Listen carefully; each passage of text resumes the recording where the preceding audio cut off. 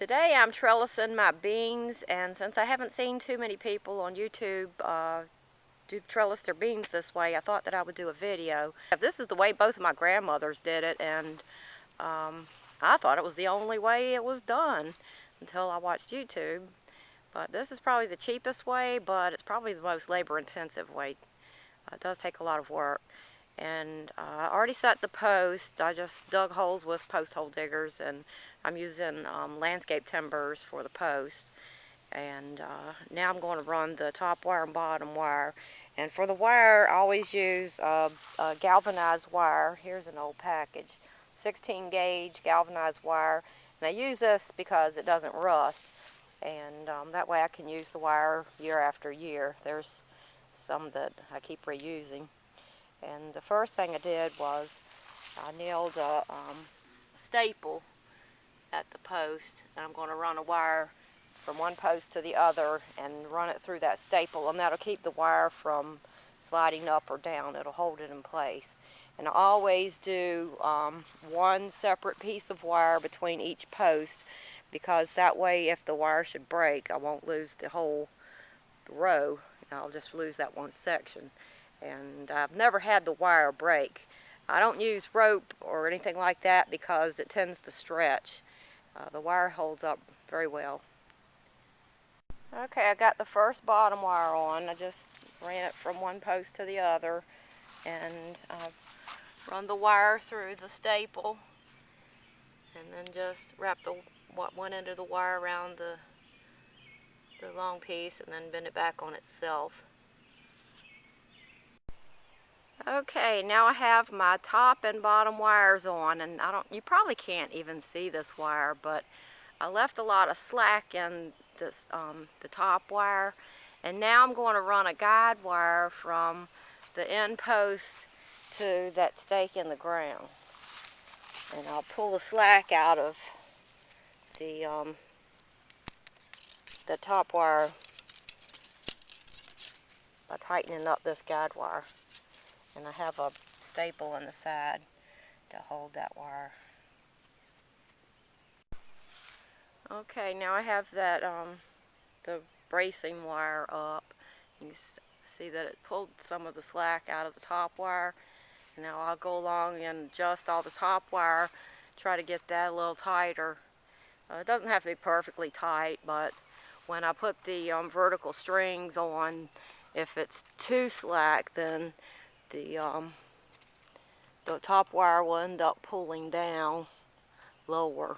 It's going to pull down some, but I want to get a little tighter than that, and I'm going to have to do this tomorrow because I need to go in and cook dinner now.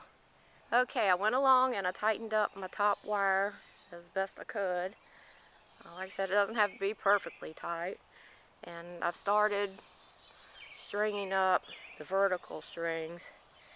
And what I did was I tied it right here at the beginning, and then I just run the string up and down, and I loop it twice across the wire. And I'll show you how I do that. Okay, for this I use a baling twine. I found that something like a cotton string won't hold up long enough to work. It will usually rot and break before the season is over. And the last thing you want to do is have your string break on you. So all I do is loop it around the wire twice at the bottom, and then go up and loop it around the top twice. And the reason you want to loop it around twice is because when the vine grabs hold of the string, it can create a little bit of a slack there, and if you have the double loop at the bottom and at the top, then the string will tighten up there at that loop instead of having one continuous string all the way down the line. If you did that, then that string, if it had any slack in it, the vine will just pull out and tighten up all the way down the road. This way the tension stops at the top and the bottom on this one string. Just keep going.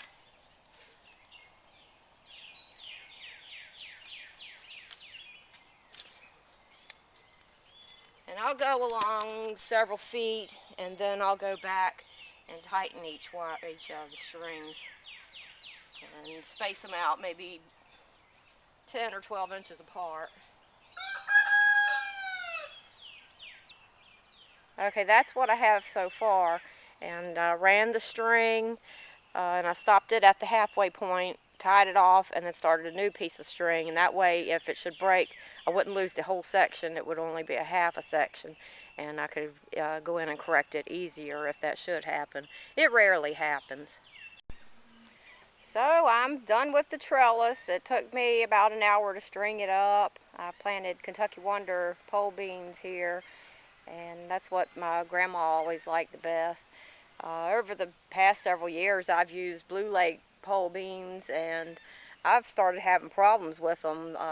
They would grow beautifully, but they wouldn't produce a whole lot of beans, and I thought it was due to the hot weather or a lack of bees or something. But I've seen comments on the internet from other people, and they've had the same problem with them. So I'm done with the Blue Lakes. And a couple years ago, I planted some Blue Lake bush beans, and they started putting out runners, so I had to run out here and string those up, and it turned out that about a fourth of them were some kind of a flat Italian bean, and they didn't taste good either. So I am completely finished with Blue Lakes. I'm going back to what my grandma thought was the best, and she preferred the Kentucky Wonders. So now I need to run another trellis to the left of this for my butter beans, and it doesn't take all that long. It is a bit of work, but like I said, it's probably the cheapest way to go, and it just doesn't feel like a garden to me without my bean trellis out here. So I got everything planted, and the beans have started sprouting through the ground. And the day after I planted all this, we had a torrential rain, just torrential, and it really pounded down everything.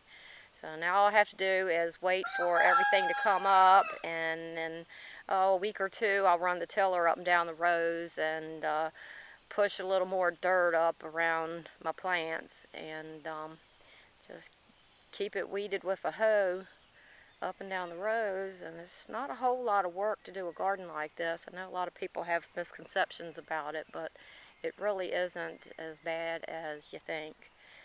All I did was till it up and then hill it up, plant it, and like I said, now it's just a matter of keeping it weeded.